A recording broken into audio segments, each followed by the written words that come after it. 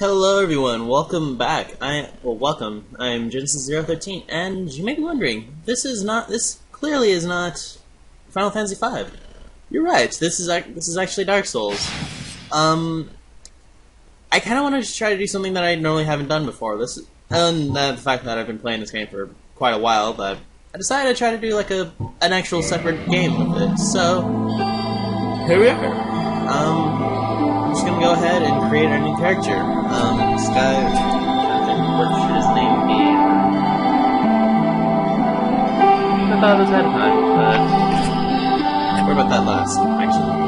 So, guy's gonna be male. We have a set of classes, which pretty much, the only thing to be honest, the classes in Dark Souls don't really mean anything.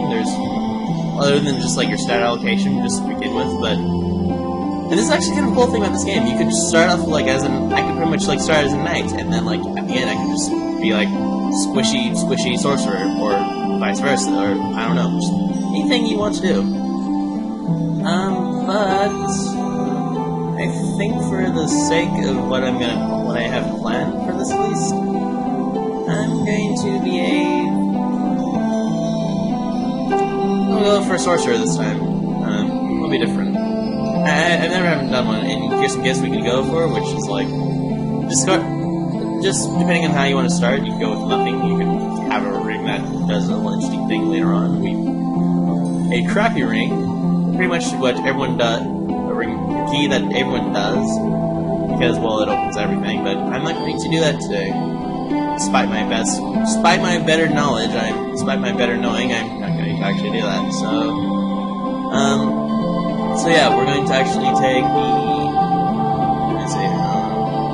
I'm sorry again, I'll take the Broncos at least. These are actually kind of cool, they're pretty much allow you to just scout ahead and whatnot. With here, we can actually just change the way our person looks. We can make him like partly fat, we can just change the way he looks, give him a giant head, or smaller one, but I'll go with what I normally do. Give him a slim build and this. Oh, I should edit this part out, but never mind, oh well. I'll just finish this off real quick, so you guys don't have to just hear me mumble about it constantly. I'm sure that's not the greatest thing in the world here.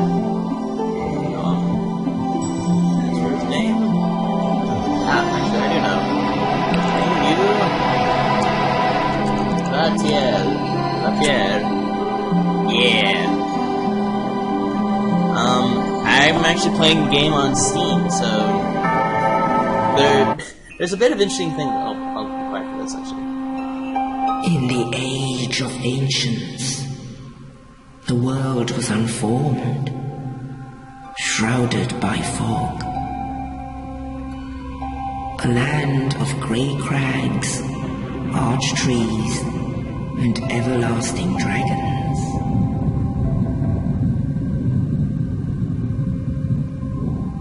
But then there was fire.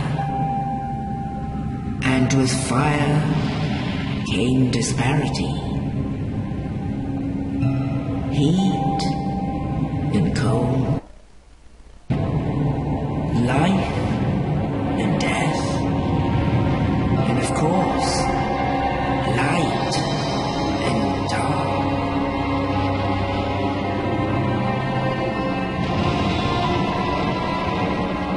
Then from the dark they came and found the souls of lords within the flame.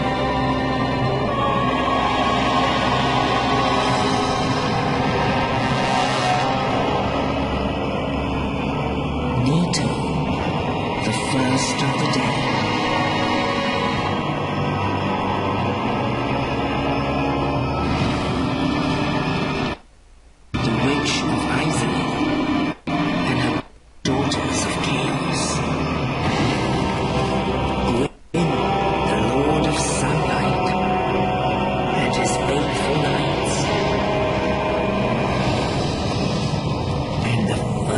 Made me so easily forgotten.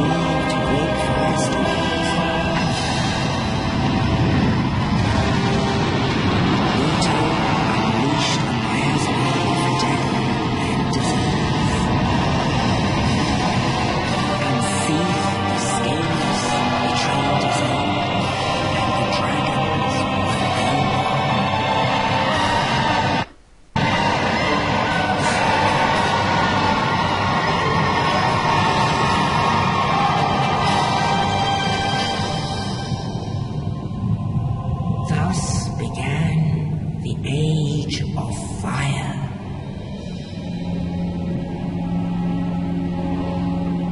But soon the flames will fade, and only dark will remain.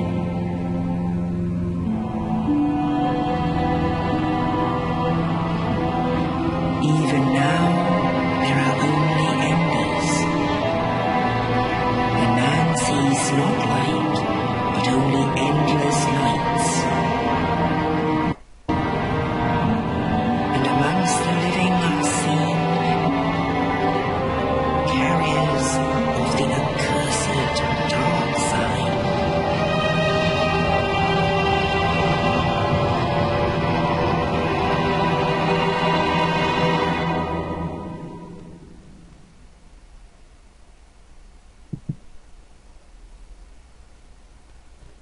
So yeah, that was pretty much the opening cutscene. We got to... It pretty much tells us a lot of the backstory, how everything has started, probably thousands of centuries ago, and just generally introducing us a couple of key characters that we'll be actually meeting throughout this journey. Mostly, namely, Nito, Seath, the Witch Vibes, and Gwyn.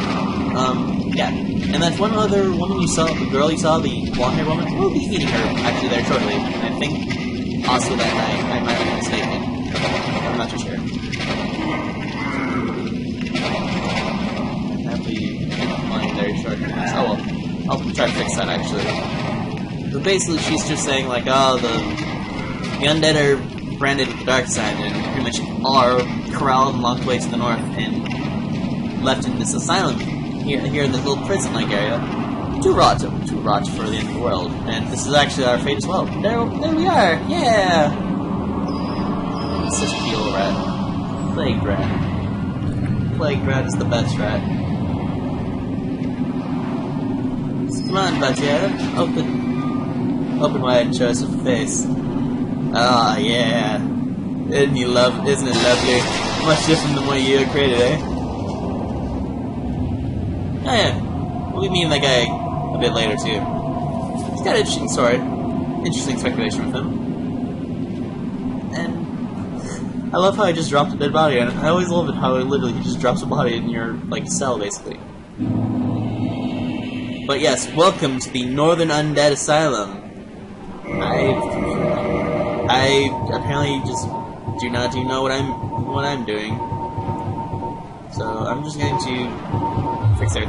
There we go. Yeah. So as you can see, we have our binoculars, which literally, if we just use them, it just does that. Nothing real special to them. And our only weapon right now is literally a broken sword hilt. Fantastic, eh? And we have some magic, but we have no means to actually cast them. Oh, you can tell that this, and basically this is a PC port, but you can. This is actually all geared to the Xbox, which you can never tell. So if you're playing this on your PC, they won't necessarily tell you. I'm actually using a controller with emulating a Xbox right now, just so I can actually, play somewhat decently. It's a very crappy way of playing, I know, but well. Last guy there, that giant demon you see over there. Yeah, we'll be meeting him later in our journey. Just not now. Figured probably be the worst thing to do to try to fight a giant demon right now, especially in our condition. As well as our current weapon of choice. Probably wouldn't work. Alright, so let's... Yeah. This is actually kind of a cool thing about Dark Souls. It has sort of the... I like the combat here. It's very freestyle, just...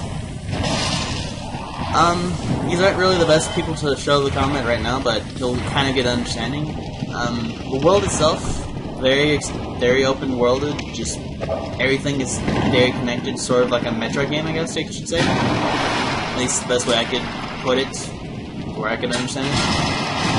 But, we can actually two-hand weapons if we want, just to make our strikes a bit stronger, but the cost of our stamina, which is the little green bar we have under the red bar, which is our health, obviously. Everything's health. Health is always red, or just always indicated above everything else.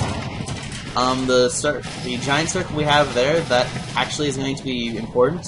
Right here is a bonfire, to which we can just rest. Bonfires are kind of like checkpoints, and if we were to die, to like if for some reason when we do die, and we will actually be dying quite a bit in this run because I don't trust my abilities.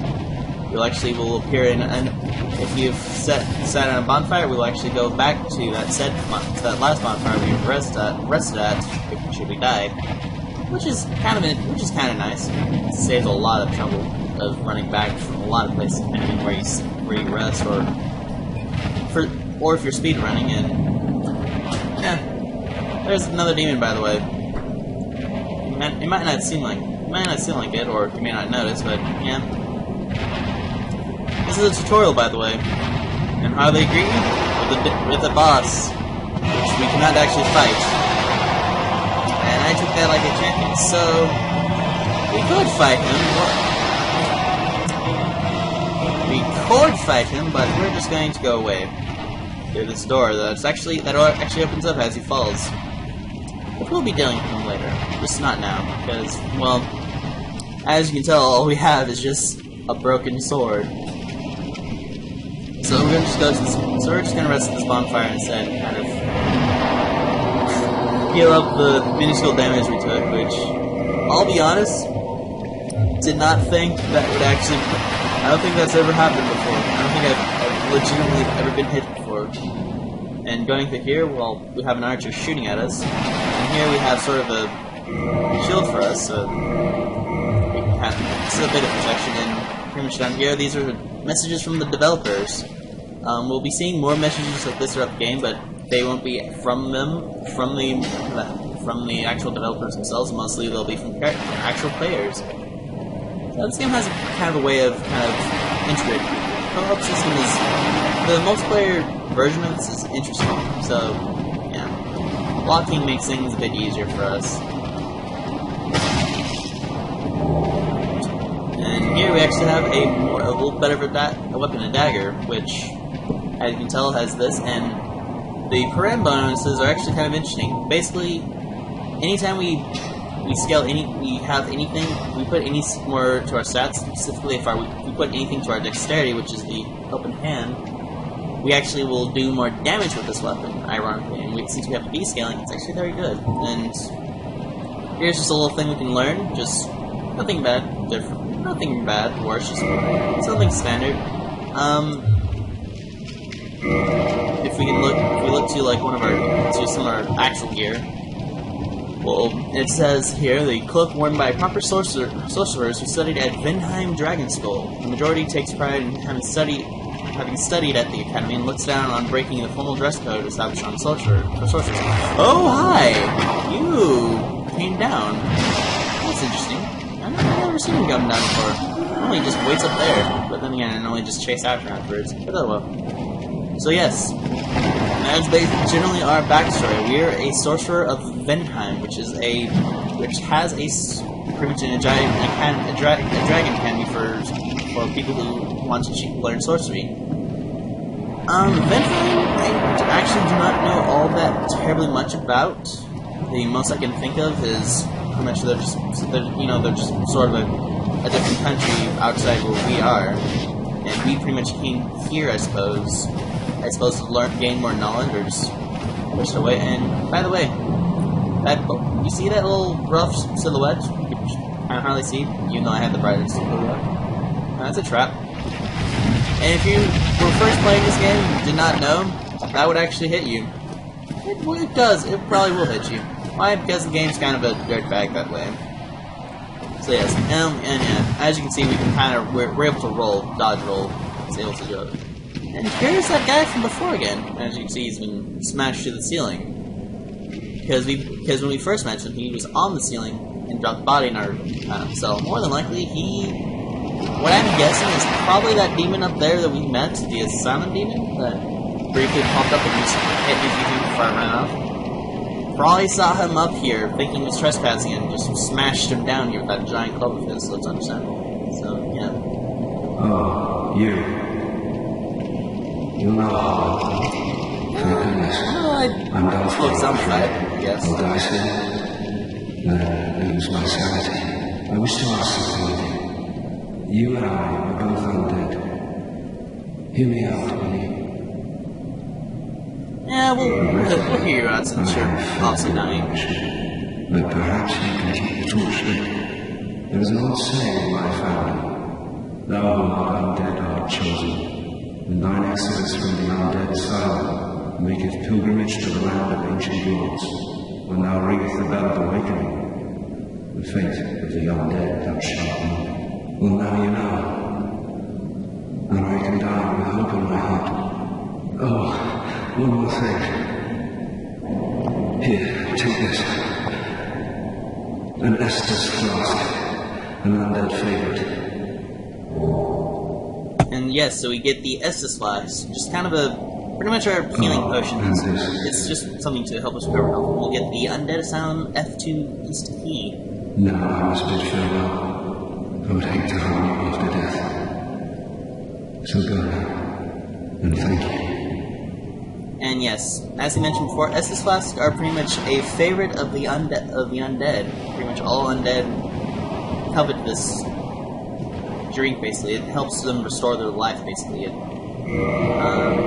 I'll actually follow this up. The undead treasure these dull green flasks.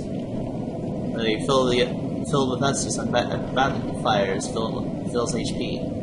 The Estus flasks are linked to the Firekeepers. The Dark Tales also make references. An emerald flask from the Firekeeper's soul. She lives to protect the flame. It dies to protect it further. So yes, this is actually a little interesting bit of lore. A little bit of interesting lore they actually tell you right there. And we will actually be meeting some Firekeepers throughout this our journey too. And I will actually kind of explain a bit of significance with them. This guy here mentioned also that he's pretty much going to die. That he will actually turn hollow and go insane. That is actually it is speculated that is actually the fate of the undead. And he is actually known as, everyone pretty much calls him Oscar of Astora. The game itself doesn't actually give him an actual name. It's just, from his equipment, it'll actually mention he's just kind of a high-end noble of Astora, basically. We have no actual way of knowing who he was. There was actually originally some stories for him. There was actually originally something for him in the game, but it was cut later, in which he was actually known as Oscar back then. Sorry about that. So he wants us to pretty much leave him alone before he dies, so he doesn't actually harm us. It's understandable. It's kind of sad. It's kind of tragic thing. Only for him to actually kill himself. I suppose killing himself is a way to protect himself from the fate of the undead, as well as from harming us. Since he's entrusted his actual duty and his line of duty to us, especially risking his life to break us out of jail of all things. But yes, if you don't know where we are, basically, right there is actually this giant room we were in just a while ago. Right here we have Sorcerer's Catalyst. Which, that has a bit of lore itself. As you see, let me wait till Undead Hollow Move number 2 is completely dead as well. So before I go do that, so I don't get ambushed again. Possibly ambush. Sorcerer's Catalyst, we have an E scaling in Strength, which is the bicep muscle, and Intelligence, actually, which is one of the main stats we're going to be which is what we're going to be delving in this run, which has an A rank, which is actually very good. Sorcery Catalyst used by sorcerers at Vinheim's Dragon School. With Catalyst to use sorceries, attune sorceries from a scroll at a bonfire. Most sorceries have a limited number of uses. So yes, pretty much this further establishes our backstory, our original backstory. We are a student of the Vinheim Dragon School. With our catalyst, we can pretty much cast spells. We can finally use the Soul Arrow, which I believe we can actually, we can look at this as well.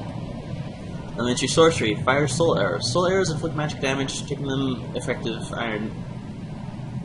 against iron armor, tough scales, and other physical resilient materials. It's just your basic spell, like the most basic, just magic. It's like magic missile, basically. I can just point and shoot. That guy right there normally is a pain for newcoming players, because well, he's a little stronger from what you're used to, and he has a shield as well, so he can actually block. And as you saw just before my second arrow killed finish him off, he tried to actually use Estus Flask himself to heal himself. We will encounter a few enemies like that as well. And the developers actually give you a kind ability known as plunging attacks. So if you're like on a ledge and you fall, you can actually use the attack button to actually do a plunging attack. Should you hit someone, you can actually do a lot of damage. And this is specifically more for a class-specific build. Like if I were playing a different class, like without the need of sorcery, I would not get this message. If I were playing a pyromancer, which is like a mage, but doesn't need all the stats and uses fire, this would do something. This would require like my actual item for that one. As well as for clerics, who use faith for their miracles. But we're going to traverse the white light. Look who is down there, the Asylum demon. So we're just going to plunge down and stab him in the brain. See, now, gratefully, that we are fighting him, this guy's a chump.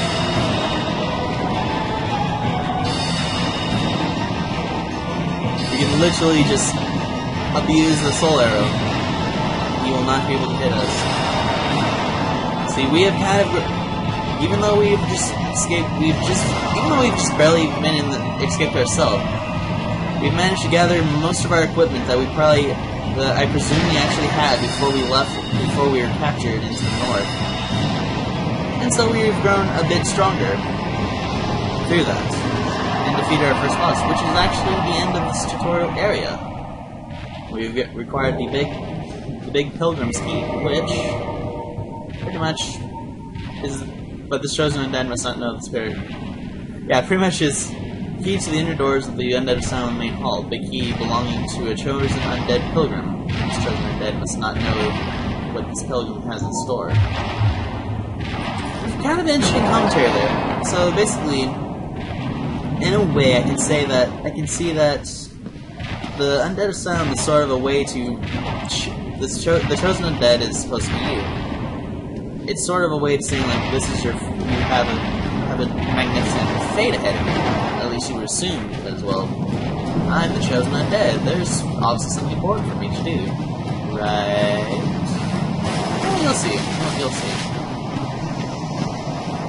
Also down here, since we're already outside, something that a lot of people kind of miss, I guess, if they don't know it, but here's the Soul of the Lost Undead. This item will pretty much just give you some more souls, and souls, as you can see in the bottom right corner, it has kind of like a double act. It has two different meanings to it. Pretty much I can use it for it's pretty much, it does whatever it wants to be. It can be used for currency, and it can be used for experience. That I can put into level my character to get some more build. But yeah, as you can tell, we've conquered. So yeah, the end of the Asylum. Our home is going to be gone for now. So let's march forward. Accept our fate. By the way, I actually like this. In the ancient legends, it is stated that one day an undead shall choose. Suddenly birds. Suddenly giant crow. To leave the Undead Asylum in pilgrimage to the land of the ancient lords. Lordran.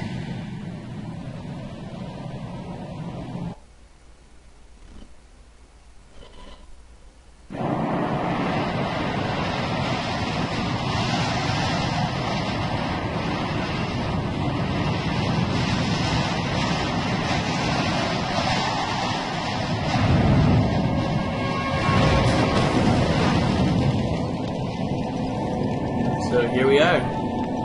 This is the main hub of the game. In Lordran, level up and kindle on fires. Here we are at the Firelink Shrine. As I mentioned before, this is going to be the main place. This is going to be the main part of the game where we will be pressing in our main part. Over here you will see some humanity. It's nice. Very nice. I guess I could look at this. Rare tiny black sprite found on corpses. Used to gain 1 humanity and restore a large amount of HP, which pretty much will restore all your health if you need it. This black sprite is called humanity, but little is known about its true nature. If The soul is the source of all life, and what distinguishes humanity we hold within ourselves. Again, interesting little comment about on that. I'd like to go into that, but I'll wait a bit longer when we have some more. We kind of have a bit more to do. As you can see, we have a few new options here. Using our magic, which should be obvious. We can kindle this fire, which we cannot do right now, but we can also reverse hollowing. As we can tell, we are currently we look somewhat qualified, but this is hollowing. So now, by giving our humanity out that we put into the bonfire, we actually can retain our human form finally. So, yay! Valtier doesn't look like a horrible zombie. And I'm probably gonna end the episode this set at least for now. But before we go, let's talk to this guy. I like him actually. Well, what do we have here? You must be a new arrival. Yeah. Let me guess. Fate of the undead, right? Well, you're not the first. But there's no salvation here. You'd have done better to rot in the Undead Asylum. But too late now. Well, since you're here, let me help you out. There are, actually, 2 bells of awakening. One's up above in the Undead Church.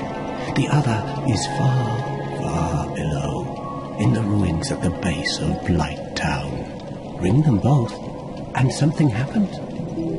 Brilliant, right? Not much to go on, but I have a feeling that won't stop you. So, off you go. It is why you came, isn't it?